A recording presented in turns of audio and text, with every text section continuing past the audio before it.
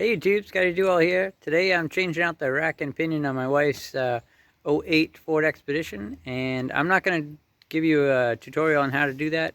I will put a link up here on one side or the other on this guy I found that I couldn't have done it any better, so I'm just going to give you a link to his place. He did a great job, but he had all these fancy air tools and stuff, and I didn't have all those things, so I'm pretty old school. In fact, I just got a brand new breaker bar here just because I knew these the two bolts that hold the rack and pinion on are put on at 200 foot-pounds.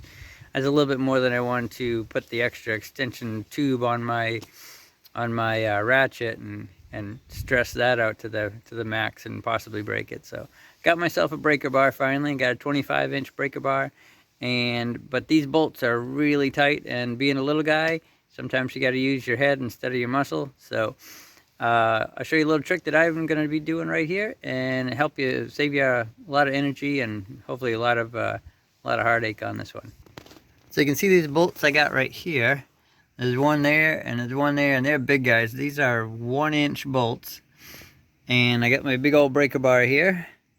And you know, unless you got a lift or something that's way up in the air, it's kind of hard to get on that. And like I said, I only weigh 120 pounds, so I can't even put it out that side and hang on it. That's not going to do me any good. So what I did instead, you could try to you know, lift up as much as you can on it. But why lift up on it when you got one of these guys hanging around? I just put that underneath there. Got a few inches there, so just put a little spacer in there, tighten up the handle, and start jacking.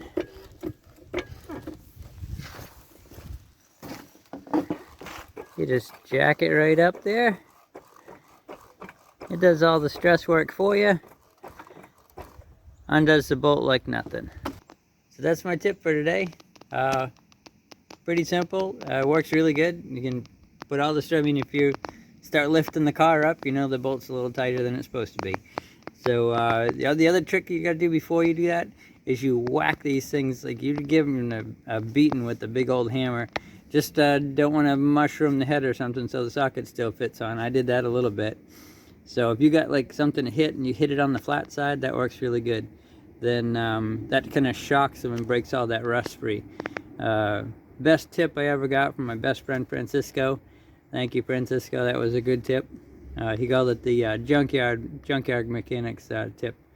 So that's my tip for today, and hope you all liked it. Make sure you like and subscribe, and I'll talk to you soon. Bye bye.